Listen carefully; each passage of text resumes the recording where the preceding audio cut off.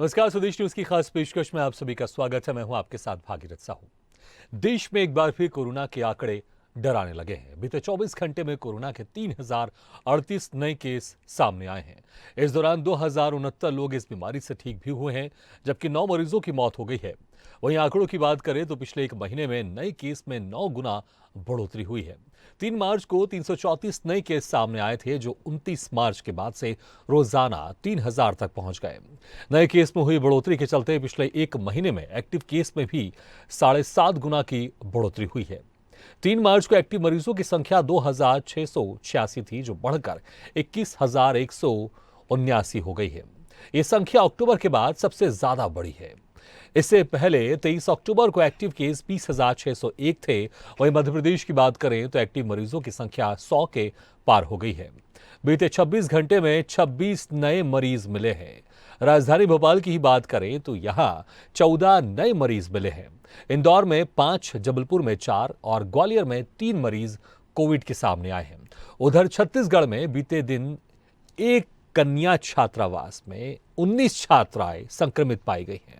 सभी छात्राओं को क्वारंटीन भी कर दिया गया है, लेकिन कोविड में लगातार मरीजों की संख्या बढ़ने से स्वास्थ्य विभाग की चिंता बढ़ गई है और वो लगातार दिशा निर्देश जारी कर रहे हैं। हमारी पूरी नज़र है कोविड पर और सरकार के स्पष्ट निर्देश हैं। हम टेस्टिंग कर रहे हैं और टेस्टिंग को पूरी तरह से प्रदेश के हर जिले में निष्पादित किया जा रहा है। अभी 29 पॉजिटिव केस हैं, 16 भोपाल में हैं, 11 इंदौर में हैं, जबलपुर और होशंगाबाद में एक एक केस आया है। कहीं चिंता की ज़रूरत नहीं है, कोई चिंता की बात नहीं है, क्योंकि कोई भी पेशेंट की तबीयत खराब नहीं है, सभी होम आइसोलेशन में है। पर हमारी पूरी तैयारी है, कहीं भी किसी भी तरह की कोई दिक्कत नहीं। तो वाकई कोरोना के केसेस फिर डराने लगे हैं। इसी खास मुद्दे पर चर्चा करेंगे और हमारे साथ मौजूद हैं general physician doctor Asif Ali ji और MD smart city hospital doctor Vijay Saxena ji, और संवाददाता भोपाल से ताहिर खान भी हमारे साथ जुड़े हुए हैं। सबसे पहले ताहिर खान, मैं आपसे पूछना चाहूंगा, मध्य प्रदेश में स्थिति अभी कोरोना की किस तरह से? हालांकि केसेस, अभी एक्टिव केसेस की संख्या इतनी नहीं है, लेकिन जिस तरह से देश में लगातार ये संख्या बढ़ती जा रही है, तो उसका असर क्या दिखाई दे रहा है, खासकर राजधानी भोपाल में, मध्य प्रदेश में? देखिए भागीरथ जी, आपको साफ कर दूं कि राजधानी भोपाल में लगातार जो एक्टिव केस हैं उनकी संख्या लगातार बढ़ती जा रही है। देश भर में जिस तरह से आंकड़े बढ़ रहे हैं, उसने कहीं ना कहीं स्वास्थ्य विभाग की जो नींद है वो अब हराम करने का काम शुरू कर दिया है। इसके लिए स्वास्थ्य विभाग लगातार चौकन्ना नजर आ रहा है। भोपाल की अगर बात करें तो पिछले 24 घंटे में 14 नए मरीज सामने आए हैं, जबकि जो व्यापारिक राजधानी इंदौर है वहाँ 5 मरीज सामने आए हैं और जबलपुर और जो ग्वालियर है वहाँ भी मरीज मिलने से हड़कंप मचने लगा है।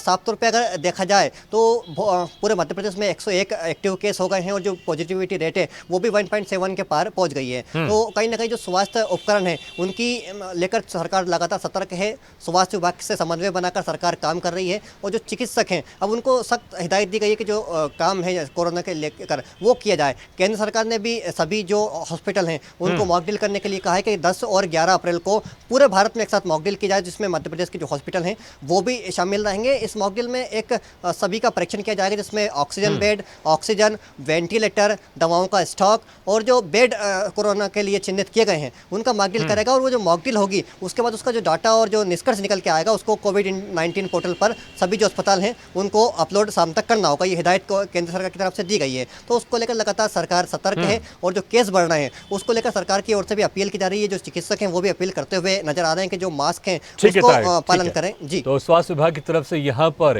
एक सीरियसनेस दिखाई दे रही है। सरकार की तरफ से भी आदेश जारी कर दिए गए, मॉक ड्रिल भी होने वाली है, बिल्कुल होनी चाहिए, क्योंकि हमने जो सेकंड वेव में हाहाकार देखा था, फर्स्ट वेव में हाहाकार देखा था, वो आज भी लोग याद करते हैं, सो सिर उठते हैं। डॉक्टर आसिफ अली जी, जिस तरह से केसेस लगातार बढ़ते जा रहे हैं और नए नए वेरिएंट आते जा रहे हैं, कितना डरने की आवश्यकता है हमारे देश के लोगों को, इस दुनिया के लोगों को, इस तरह के जो केसेस बढ़ रहे हैं? Very much for inviting me here. दरअसल क्या है कि डरने की जरूरत नहीं है, क्योंकि जो ज्यादा मॉर्टेलिटी रेट बढ़ा वो डरने की वजह से ही बढ़ा है लास्ट टाइम। और जब भी हम पैनिक हो जाते हैं तो ये साइकोसोमैटिक डिसऑर्डर होता है, उसके बाद कंडीशन वर्स होना स्टार्ट हो जाती है। जरूरी ये है कि हम ये समझ लें कि हमें इसके साथ डील कैसे करना है। कोरोना वायरस जब से आया है ये खत्म तो नहीं हुआ है और आगे भी खत्म होने वाला नहीं है। तो जरूरी ये है कि हम मैनेजमेंट को अख्तियार कर लें। अगर हमारा मैनेजमेंट ठीक होगा तो फिर हम इससे आसानी से लड़ पाएंगे। जैसे कि हमने देखा फर्स्ट वेव में हमें ये बताया गया था कि हमें vitamin D, vitamin C, zinc, इन सारी चीजों को लेना जरूरी है। अगर हमारी इम्यूनिटी स्ट्रांग होगी तो हम इस तरह के वायरस से लड़ पाएंगे। इससे पहले भी 100 साल पहले स्पेनिश फ्लू आया था, उसमें 50 मिलियन लोगों से ज्यादा लोग मरे थे। और कोरोना की सेकेंड वेव में भी देखा हमने कि कई लोगों की मौत हुई है, और उसकी बड़ी वजह यह है कि लोग बाग पैनिक हो गए, और उसकी दूसरी बड़ी वजह यह है कि उनकी इम्यूनिटी जो है वीक थी। अगर हम इम्यूनिटी को इम्प्रूव करेंगे, बॉडी में 2 तरह की इम्यूनिटी होती है, एक इन्नेट इम्यूनिटी होती है और एक अडॉप्टेड इम्यूनिटी होती है।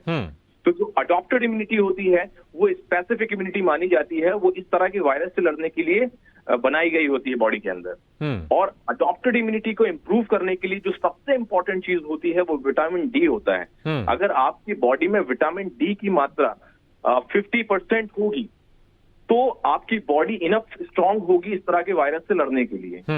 तो जरूरी ये है कि जितने भी लोग हैं वो अपने विटामिन डी को चेक कराएं, और अगर बॉडी में उसकी मात्रा कम है तो उसको लेना शुरू करें, और पैनिक ना हो, क्योंकि पैनिक होने से कंडीशन वर्स होती है। बिल्कुल। अगर आपकी इम्यूनिटी स्ट्रांग है, अडॉप्टेड इम्यूनिटी स्ट्रांग है, तो इस तरह के वायरस से आसानी से लड़ा जा सकता है। बिल्कुल बिल्कुल सही कहा आपने कि डरने की आवश्यकता नहीं है, क्योंकि अगर डरेंगे तो फिर इम्यूनिटी जो पावर जो काम करती है इम्यूनिटी वो बेहतर तरीके से काम नहीं कर पाएगी। डॉक्टर विजय सक्सेना जी, लेकिन जो एक बेसिक और एक प्रैक्टिकल सवाल जो होता है, अक्सर दर्शक पूछते हैं या लोग जानना चाहते हैं कि अभी जो ये कोरोना वायरस फिर से बढ़ते जा रहा है और इसमें जिस वेरिएंट का हाथ है वो कितना स्ट्रांग है, और क्या पहले के जो वेरिएंट थे जिस वजह से कोरोना ने हाहाकार मचाया था ये उससे भी ज्यादा खतरनाक है या उससे कमजोर है, उतना ज्यादा इसमें डरने की आवश्यकता नहीं है? ये सबसे इम्पोर्टेंट बात मैं ये बोलूंगा कि जब भी हम वायरस की बात करते हैं, वायरस जो है वो अपना रूप बदलता है और नए नए वेरिएंट पैदा करता है। तो अभी जो वेरिएंट की हम बात कर रहे हैं, अभी जो मैं प्रैक्टिकलिटी की बात करूंगा, जो ओपीडीज में जो हॉस्पिटल में पेशेंट्स आ रहे हैं वो बहुत सीरियस पेशेंट्स नहीं आ रहे हैं, वायरल इलनेस के साथ आ रहे हैं। लेकिन ये जरूर है कि खांसी का जो दौर है वो 15 से 20 दिन तक कंटिन्यू चल रहा है। कुछ लोगों में गले की प्रॉब्लम्स बनी हुई हैं। सो ये अभी जो वेरिएंट है, हम जैसे पहले भी बोल चुके हैं कि अब ये वायरस जो है ये हमारे देश में हम लोगों के बीच में आ चुका है। हमें इसके साथ रहने की आदत डालनी पड़ेगी, लेकिन उस आदत में जो चीजें शुमार थी वो हम लोगों ने वापस छोड़ दी हैं। ना हम लोग पब्लिक प्लेस में जब भीड़ में जा रहे हैं मास्क लगा रहे हैं, ना हम सैनिटाइज कर रहे हैं। इनफैक्ट अगर आप देखेंगे तो आज हम प्राइवेट और गवर्नमेंट दोनों बड़ी बड़ी जो भीड़ इकट्ठी की जा रही है, इन सब चीजों से बचने की जरूरत तो है। ठीक है, वाकई अभी जो वेरिएंट है वो वेरिएंट थोड़ा माइल्ड है, उतना घातक नहीं, पर ये कब घातक हो जाए ये कहना मुश्किल है। बिल्कुल वाकई सही कहा आपने, क्योंकि आप जिस तरह से कहा आपने कि जो कोरोना वायरस है वो डिफरेंट तरह से फॉर्म में आता रहता है, डिफरेंट तरह के वेरिएंट वो अपने बदलते रहता है, और इसलिए सतर्कता बरतनी बहुत ज़रूरी है।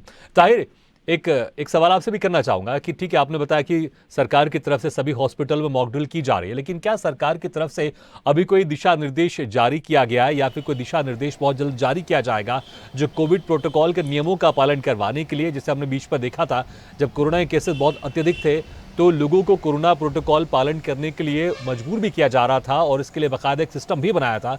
तो कोई दिशा निर्देश बहुत जल्द सरकार प्रशासन इसको जारी करने वाली है? देखिए, जिस तरह से मरीजों की संख्या बढ़ रही है तो निश्चित तौर पर हम समझ सकते हैं कि इस तरह का कुछ भी प्रोटोकॉल सरकार बहुत जल्द लागू कर सकती है। पूर्व में जैसा हमने देखा था कि कोविड जो प्रोटोकॉल था, मास्क लगाना, सैनिटाइजर का उपयोग करना या सोशल डिस्टेंसिंग, उसको लेकर सरकार ने काफ़ी जोर दिया था और उसका काफ़ी एक सकारात्मक परिणाम भी देखने को मिला था। जब लोग सकारात्मक हुए थे, लोगों ने उस प्रोटोकॉल का पालन किया था तो काफ़ी हद तक कोरोना को हम दूसरी वेव में हराने में सफल रहे थे।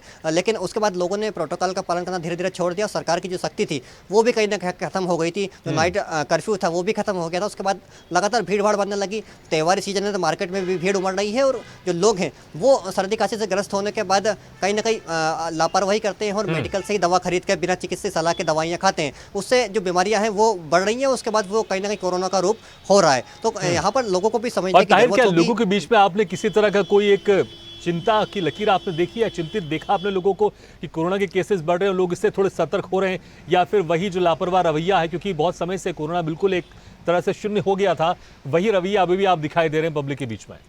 देखिए रवैया अभी वही है जो शून्य रवैया था, उसके बाद जो पब्लिक थी बिल्कुल बेफिक्र हो गई थी, लोगों को लगा था कि अब कोरोना जा चुका है, अब हम वापस की तरह खुल के जिएंगे। तो वही अभी नज़ारा देखने को मिल रहा है। मार्केट में भीड़ भाड़ है, लगातार जो लोग हैं वो प्रोटोकॉल की तो धज्जियां उड़ा ही रहे हैं, लेकिन मास्क पहनने से भी कहीं ना कहीं बचते हुए नजर आ रहे हैं। जब वो अस्पताल में जाते हैं तो उनको चिकित्सक सख्ती उनके ऊपर बरतते हैं, उनको डांटते हैं, उनको समझाते हैं कि आप मास्क को पहनिए, उसका पालन कीजिए, क्योंकि यही एक बचाव का उपाय है। उसके बाद लोग थोड़ी देर के लिए मास्क लगाते हैं, उसके बाद निकाल के फिर फेंक देते हैं। तो ये आलम अभी हमें भोपाल में या मध्य प्रदेश के अलग अलग हिस्सों में देखने को मिल रहा है। लेकिन इस बीमारी को हराना है तो प्रोटोकॉल का पालन तो बिल्कुल बिल्कुल निश्चित ताहिर, तौर पर बीमारी करना को ही होगा। हराना है तो जो कोरोना प्रोटोकॉल है उसका पालन करना बहुत जरूरी, नहीं तो वो मंजर कोई नहीं चाहता कि दोबारा वापस लौट कर आए जहां पर हर किसी ने अपने को खोया। बहुत बहुत शुक्रिया ताहिर इस तमाम जानकारी के लिए। डॉक्टर आसिफ अली जी, लेकिन जिस तरह से ये जो कंटिन्यू, क्योंकि 2-2.5 साल जो जिस तरह से लोग रहे हैं, अपने घरों में रहे हैं, कोरोना प्रोटोकॉल का पालन किया है, मास्क लगाया, सैनिटाइजर से अपने हाथ धोए, ये लगातार लोग इस तरह से करते रहे, जिंदगी भर करते रहे, तो ये भी लोग कहीं ना कहीं परेशान हो जाते हैं। तो आखिर कैसे निपटा जाए इस कोरोना से? और सबसे खास बात है, अभी जो सिम्टम्स आ रहे हैं जो नए वेरिएंट के, क्या ये सिम्टम्स वही हैं जो पुराने थे या फिर इस सिम्टम्स में बदलाव हो रहा है? और ताकि लोगों को जानकारी हो कि हाँ वो कोरोना से ग्रसित हो सकते हैं, इसमें क्या कुछ बदलाव दिखाई दे रहा है इस बार, या वही सिम्टम्स है जो पुराने कोरोना वेरिएंट्स में थे? जैसे वायरस का वेरिएंट चेंज होता है, सिम्टम्स भी चेंज होना शुरू हो जाते हैं। पहले अगर हम देखते थे कि जो भी कफ कोराइजा था वो था 1 हफ्ते तक, 1 हफ्ते से ज्यादा, अब ये और ज्यादा हो गया है, 20 दिन से ज्यादा हो गया है। तो सिम्टम्स तो हमेशा इसलिए बदलते हैं क्योंकि वेरिएंट भी बदल जाता है। और बात रही कि अब क्या करने की जरूरत है, जैसे कि हम देख रहे हैं कि वायरस ऐसा है जो हमें नजर नहीं आता, और इम्यूनिटी भी ऐसी है जो हमें दिखती नहीं है। ये दोनों चीजें हमें दिखती नहीं है। हाँ। अगर हमें इन दोनों चीजों को किस तरह से डील करने की जरूरत है कि जो दिखती नहीं है, लेकिन अब बहुत सारे ऐसे मेजरमेंट्स आ गए हैं जो हमें बताते हैं कि हमारी बॉडी कितनी स्ट्रांग है। हाँ। जैसे कि मैंने आपसे पहले बोला कि अगर आपका विटामिन डी का लेवल आपकी बॉडी में ठीक है जी, तो फिर ये आप मान सकते हैं कि आपकी इम्यूनिटी स्ट्रांग है, क्योंकि बॉडी के अंदर 2 तरह के सेल होते हैं जिसे हम टी सेल और बी सेल कहते हैं। और टी और बी सेल अगर आपकी बॉडी में ठीक है तो इसका ये मतलब है कि इस तरह के वायरस से लड़ा जा सकता है। ठीक है। लोग पैनिक हो रहे हैं। अब इतनी डेंस कंट्री है इंडिया कि यहाँ पे जो भी कानून है, जैसे भी बताया जाता है गवर्नमेंट द्वारा कि आपको डिस्टेंस मेंटेन करना है, या सैनिटाइज करना है, या फिर अपने मास्क लगा के रखना है, तो इतनी डेंस पॉपुलेटेड कंट्री में ये सारी चीजें कराई तो जा सकती है, लेकिन 100% ये होंगी, इसकी पॉसिबिलिटी बहुत कम होती है। तो लेकिन डॉक्टर आसिफ अली जी, अगर एक आम इंसान ये समझना चाहे कि वो कोरोना ग्रसित है या फिर उसके आसपास कोई लोग कोरोना ग्रसित हैं, तो वो कैसे समझ सकता है? वो एक तो जांच करा के समझ सकता है, लेकिन खुद कैसे समझ सकता है कि मैं कोरोना से संक्रमित हो गया हूं, या मेरा मित्र या मेरे आसपास के लोग हो सकते हैं? क्या वो बेसिक सिम्टम्स होंगे? देखिए, मेरा ये मानना है उसे समझने की बिल्कुल जरूरत नहीं है।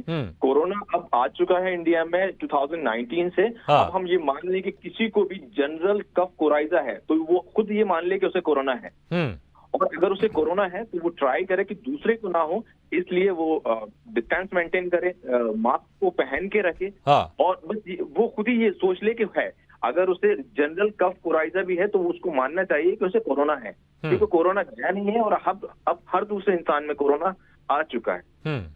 तो ये टेस्ट कराने की भी जरूरत नहीं है। मुझे लगता है कि वो अगर जनरल कफ कोराइजा को भी कोरोना मान लेगा और अपने नियम कानून को फॉलो करेगा तो वो बच सकता है खुद भी उससे अफेक्ट होने में, और दूसरे को भी ये पहुंचाने में वो मतलब बचाया जा सकता है। ठीक है आसिफ अली जी। लेकिन डॉक्टर विजय सक्सेना जी, देखिए, अगर किसी को लगता है उसको सर्दी या खांसी है तो वो इतना चिंतित नहीं होता है, लेकिन अगर वो ये मान के चल रहे, जैसा डॉक्टर आसिफ अली जी कह रहे हैं कि वो मान के चले कि उसको कोरोना है, तो वो कहने की चिंता हो जाता है, उसकी माथे पे लकीर दिखाने शुरू हो जाती है, और परिवार के लोग भी टेंस में हो जाते हैं कि आखिर ये क्या हो गया, हमारे घर में कोई कोरोना ग्रसित हो गया।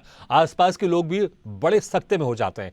तो कैसे इसको डिफ्रेंशिएट करें? क्या यही बेटर है कि मानकर चलें कि अगर हमें सर्दी खांसी है तो हम कोरोना से ग्रसित है, उन प्रोटोकॉल्स का पालन करना शुरू कर दें, लेकिन फिर इलाज किस तरह का करें?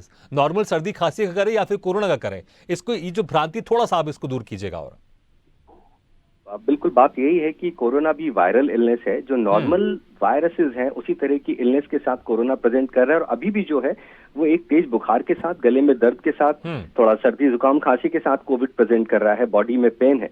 ये सिम्टम्स किसी भी वायरस में हो सकते हैं, वायरल इलनेस में हो सकते हैं। तो ये मानना ऐसा नहीं कि ये कोरोना ही है, लेकिन ये कोरोना हो सकता है। तो ये जो डॉक्टर साहब बोल रहे हैं उनका कहना ये है कि अगर ऐसे कोई भी सिम्टम्स आते हैं तो सबसे इंपॉर्टेंट है कि आप आइसोलेट हो जाएं। जो हमने बात की थी ना क्वारंटाइन की, आप आइसोलेट हो जाएं ताकि आप इसको स्प्रेड ना करें। अब दूसरी बात हुई कि आपने दूसरों को स्प्रेड करने से बचा लिया, लेकिन आप कैसे बचें? तो आपको बचने के लिए इंपॉर्टेंट है आप अपने फिजिशियन से बात करें, वो डिसाइड करेगा कि आपके क्या टेस्ट होने जरूरी हैं, कोविड है या नहीं है, अगर है तो किस लेवल पे आप बीमार हैं, उस लेवल पे उन इन्वेस्टिगेशंस को किया जाए। अगर माइल्ड है तो आप बिल्कुल वो जो पहले पुराने प्रोटोकॉल थे, माइल्ड है तो आप घर पे रह के आइसोलेट होके ठीक हो सकते हैं कुछ दवाइयों के साथ में। अगर आपका ऑक्सीजन लेवल कम हो रहा है, आपको चेस्ट में इन्फेक्शन है, वायरल निमोनाइटिस डेवलप हुआ है, ऐसी सिचुएशन में आपको हॉस्पिटल रहने की जरूरत है, ये आपका डॉक्टर डिसाइड करेगा। सो वही बात है जो डॉक्टर साहब ने बोला कि पैनिक ना हो, बड़ा हम निकल चुके हैं इन सब चीजों के बीच से, बड़ी अच्छे से शांति से चीजों को समझते हुए डॉक्टर की सलाह लेते हुए हमें आगे बढ़ने की जरूरत है। ठीक है डॉक्टर सैफ अली जी, बहुत सारे लोगों को बूस्टर डोज भी लग चुके हैं और जो डबल डोज थी वो भी लग चुके हैं, बहुत सारे लोगों ने बूस्टर डोज अभी नहीं लगवाए हैं, लेकिन अक्सर लोगों को डबल डोज तो लग चुका है, जो 2 टीका वो लग चुका है। तो क्या उसका असर, जैसे कि अक्सर पहले ही कहा था कि अगर 6 महीने से ज्यादा के बाद आप बूस्टर डोज अभी लें, लेकिन अगर देखा जाए तो बहुत सारे लोग ऐसे हैं जिन्होंने 1 साल पहले अपना सेकंड डोज लिया था, उसके बाद बूस्टर डोज नहीं लिया है। तो क्या उसका जो दवाई का असर अभी भी उन लोगों के बीच में होगा, या फिर अब दोबारा बूस्टर डोज लेने, या जो बूस्टर डोज ले चुके 6 महीने पहले उनको अब दोबारा इंजेक्शन लेने की आवश्यकता होगी? देखिए, आप वैक्सीन की बात कर रहे हैं बेसिकली। ये अभी ये कंडीशन बहुत कंफ्यूजिंग कंडीशन है, क्योंकि मेरे पास भी कई पेशेंट ऐसे आए जिन्होंने दोनों डोज लगवाए थे, बूस्टर भी लगवाए, उसके बाद भी वो इस कंडीशन से सफर कर रहे थे, उनको भी कोरोना पॉजिटिव हुआ। तो अभी ये कहना थोड़ा सा मुश्किल है कि वो कितना इफेक्टिव है, जो वैक्सीन थी वो कितनी इफेक्टिव है। डेफिनेटली वो कुछ हद तक इफेक्टिव तो रही होगी, लेकिन अभी इम्पोर्टेंट वही है कि आप ये रिलाय ना करें कि जो आपने वैक्सीन लगवा लिया है तो उसके बाद आपको इस तरह की कंडीशन। लेकिन अगर जिनको 6 महीने या 1 साल से ज्यादा हो गए बूस्टर डोज लिए हुए, क्या उनको अभी दोबारा एक प्रिकॉशन के तहत वो ले सकते हैं दोबारा डोज? जी, ये तो बेसिकली WHO रिकमेंड करेगा, ये गवर्नमेंट डिसाइड करेगी, हेल्थ कम्युनिटी डिसाइड करेगी कि उसके लिए दोबारा डोज लेना जरूरी है या नहीं। अभी मैं इसके बारे में कुछ कह नहीं सकता नहीं, लेकिन चलिए अगर ठीक है, अगर जिन्होंने सिर्फ सेकंड डोज ली है वो बूस्टर डोज नहीं लिए, तो क्या वो बूस्टर डोज अब ले सकते हैं? कोई समस्या तो होगी नहीं, क्योंकि सरकार भी बोल चुकी है बूस्टर डोज तो लेना चाहिए। जी बिल्कुल ले सकते हैं, रिकमेंड किया गया है तो बूस्टर डोज भी ले सकते हैं। लेकिन बूस्टर डोज, मेरा कहना वही है कि बूस्टर डोज लगवाने के बाद तो भी वो ये ना सोचें कि वो उनको ये वायरस नहीं आएगा, क्योंकि अब जैसे कि ये वेरिएंट चेंज हो गया और सिम्टम्स अगर चेंज होंगे तो वो हो सकता है कि जो 2 डोज लिए हैं या जो बूस्टर डोज लिया है वो शायद इफेक्टिव ना हो, लेकिन वो कुछ हद तक इस कंडीशन को कम कर सकते हैं। जी बिल्कुल, वाकई डॉक्टर विजय सक्सेना जी, लेकिन एक इंपॉर्टेंट सवाल ये भी अब लोगों के जहन में आता है कि आखिर कब ये कोरोना जाएगा, क्योंकि ऐसा लग रहा था कि बीच में तकरीबन 1 साल से ज्यादा हो गए, लोग अब राहत में थे, लोग सारे फेस्टिवल अपने खुशी खुशी मना रहे थे, लेकिन अब फिर से एक वही डर लोगों के दिल में समाने लगा। आखिर कब वो वक्त आएगा कि जब पूरी तरह से कोरोना खत्म हो जाएगा? कभी ये सोचने को नहीं मिलेगा कि कोरोना के केसेस आ गए, या फिर अब ये मान के चले कि हाँ, जैसे आप लोग ने कहा पहले कि कोरोना हमारे बीच में अब कहीं जाएगा नहीं, लेकिन इसका असर पूरी तरह से निल हो जाए, ये नॉर्मल सर्दी खांसी की तरह हो, इससे किसी की कैजुअलिटी ना हो, किसी की मौत ना हो, क्या कभी ऐसा दिन भी देखने को आएगा? देखिए, अगर मैं बोलूं तो हम अभी उसी दौर में चल रहे हैं। यहाँ पर वैक्सीनेटेड हैं, 2 वैक्सीन लग गए हैं, काफी लोगों को बूस्टर लग गए हैं, तो वैक्सीनेशन से डेफिनेटली कहीं ना कहीं हम उस लेवल पे पहुंच गए हैं कि शायद हम वो दौर पे वापस ना जाएं जो हमने डेल्टा वेव के दौर में देखा था। सो अभी कोरोना है, कोरोना रहेगा, कोरोना जैसे दूसरे वायरसेस हैं हमारे बीच में रहेंगे, कफ कोल्ड ये सदियों से होता आ रहा है, होता रहेगा, लेकिन हाँ उस तरह की स्थिति ना बने उसके लिए वैक्सीनेटेड होना, उसके लिए इम्यूनाइजेशन होना बहुत इंपॉर्टेंट है। सो वैक्सीन लगी है तो मुझे लगता है कि हम उस दौर में ऑलरेडी आ चुके हैं, जबकि लगता है कि उतना लीथल रूप कोरोना का हमको देखना ये मैं कह सकता हूँ, but there is nothing bookish, कुछ भी किताबों में लिखी हुई बातें अभी है नहीं जिसके बारे में मैं ठोक बजा के कह सकूं, लेकिन ये मुझे लगता है कि बिल्कुल ऐसी स्थिति आ चुकी है। जी बिल्कुल। लेकिन अगर खान पान का हम ध्यान रखें, क्योंकि एक जो अभी जो व्यक्ति जो घर में खान पान जो भी इस्तेमाल कर रहा है, खाना खा रहा है, वो आप अपनी डाइट में क्या एक्स्ट्रा शामिल कर ले कि अगर कोरोना के केसेस बढ़ते भी हैं तो उस पर उसका असर नहीं हो, और अगर कोरोना उसको हो भी जाता है तो एक सर्दी खांसी की तरह वो खत्म हो जाए, उसको कोई सीवियर प्रॉब्लम नहीं हो। खान पान में उसको क्या ऐड करना चाहिए अभी? बिल्कुल, जैसा डॉक्टर साहब ने बताया, अभी बोला कि जो है विटामिन्स डेफिशिएंसी जो है इसका एक बहुत बड़ा कारण है जिससे आपकी इम्यूनिटी जो है वीक होती है। देखिए, इम्यूनिटी कोई 1-2 दिन या 1 हफ्ते 2 हफ्ते की चीज नहीं है। इम्यूनिटी को अच्छा करने के लिए आपको एक लंबा टाइम चाहिए होता है। आपका लाइफस्टाइल, आपका देखिए एक छोटा सा एक्सरसाइज इज इम्पोर्टेंट। आपके 24 घंटे में आधे घंटे से 1 घंटे के बीच का कोई टाइम आपका एक्सरसाइज इज इम्पोर्टेंट। आप जो खाना खा रहे हैं, आप जो डाइट ले रहे हैं, वो हेल्दी डाइट होनी चाहिए जिसमें भरपूर मिनरल्स और विटामिन होने चाहिए। आप जब ये अपना इन सब चीजों को फॉलो करते हैं तब जाके सालों में आपकी एक अच्छी इम्यूनिटी डेवलप होती है। जी। तो ये तो आप फॉलो करें, लेकिन डेफिनेटली उसके साथ साथ जो प्रिकॉशन है, जो मैंने जैसा बताया कि भीड़ वाली जगह पे जाएं तो प्लीज मास्क पहने। आप अगर इस तरह की जगह जाके टच कर रहे हैं, कोई आपको लगता है आपके आसपास किसी ने कफ कोल्ड है, आप प्लीज सैनिटाइज करें। आप डिस्टेंस बना के रखने की कोशिश करें। ये तो आपको अपने जीवन में ये प्रोटोकॉल तो डालने ही पड़ेंगे। तो आप ना, अच्छा मैं आपको बताऊं, जब हम मास्क पहनते थे बीच में कोविड के लिए, उस दौरान में जो इस तरह की दूसरी बीमारियां जो फैलती थी ड्रॉपलेट से, वो काफी कम हो गई थी। इसका मतलब है कि और भी कई बीमारियों से बचा जा सकता है, सिर्फ कोरोना से नहीं। तो इस तरह के प्रोटोकॉल को फॉलो करने से हम इन तरह के वायरसेस और काफी इस तरह की बीमारियां जो इस तरह से फैलती हैं उनसे बच सकते हैं। बिल्कुल। डॉक्टर आसिफ अली जी, बहुत सारे अभी नेजल वैक्सीन भी आ गई है, तो जिन लोगों ने जो वैक्सीनेशन लगवा चुके हैं ऑलरेडी या बूस्टर डोज भी ले चुके हैं, तो क्या इस तरह के जो नेजल वैक्सीन है क्या वो भी इस्तेमाल कर सकते हैं कि ताकि और प्रोटेक्शन के लिए? देखिए, वैक्सीन का एक खास पैटर्न होता है कि इतने टाइम के बाद दूसरा वैक्सीन लगना चाहिए। नेजल वैक्सीन भी अगर है तो वो it is same as previous, पहले लिया गया है वो उसी वैक्सीन की तरह है, बस उसका मोड ऑफ जो ट्रीटमेंट है वो चेंज हो गया है। तो इसका ये मतलब नहीं कि जिसने 2 ले लिया है, बूस्टर ले लिया है, अब नेजल आ गया है तो वो नेजल भी ले ले। जितने टाइम पीरियड के बाद दूसरा वैक्सीन लेने की जरूरत है वो वैसे ले। अगर वो इंजेक्टेबल फॉर्म में लेना चाहता है, इट इज वाइज बेसिकली कि वो उसकी चॉइस है कि वो इंजेक्टेबल फॉर्म में ले रहा है या नेजल फॉर्म में ले रहा है। लेकिन ऐसा नहीं है कि वो हर मतलब जो भी वैक्सीन आता जाए वो उसको ट्राई करता जाए। और जो डॉक्टर रिकमेंड करते हैं, जो WHO रिकमेंड करता है, उस पैटर्न को फॉलो करें, बेसिकली मेरा कहना है। बिल्कुल। चलिए डॉक्टर साहब, आप दोनों का बहुत बहुत शुक्रिया इससे खास मुद्दे पर चर्चा करने के लिए और ये जानकारी हमारे दर्शकों को देने के लिए, क्योंकि बाकी केसेस लगातार बढ़ते जा रहे हैं तो लोग यहाँ पर सकते में जरूर है। बहुत बहुत शुक्रिया डॉक्टर आसिफ अली जी और डॉक्टर विजय सक्सेना जी। तो कोरोना के केसेस बढ़ते जा रहे हैं और लोगों के दिल में डर तो जरूर होगा, क्योंकि लोगों ने वो मंजर देखा है पहले वेव में, सेकंड वेव में तो हर किसी ने अपनों को खोया है, और वो मंजर आंखों के सामने हमने अस्पतालों में भी देखा कि किस तरह से वहां पर ऑक्सीजन की कमी थी, बेड की कमी थी, और कोई नहीं चाहेगा कि वही दृश्य फिर से दोबारा लौट कर आए। इससे लोग सकते में जरूर हैं, इसलिए हम सभी को इकट्ठा होकर एक साथ यहाँ पर कोविड जो प्रोटोकॉल का उसको पालन करना पड़ेगा, तभी हम इस कोरोना को पूरी तरह से खत्म कर सकते हैं। लेकिन डरने की आवश्यकता नहीं है। जिन्होंने सेकेंड डोज ले चुके हैं वो बूस्टर डोज भी ले सकते हैं, लेकिन उसके बाद अगर कोई वैक्सीन लेने की सोच रहे हैं तो बिना डॉक्टर की परमिशन से खुद के ना लें, क्योंकि इसमें डॉक्टर का परमिशन होना और उनकी या फिर सहभागिता होना बहुत जरूरी है, और डॉक्टर के हिसाब से वैक्सीन को लें। इसी के साथ हमारी खास पेशकश में फिलहाल इतना, लेकिन खबरों का सिलसिला लगातार जारी। आप देखते रहिए स्वदेश न्यूज, सबसे पहले देश।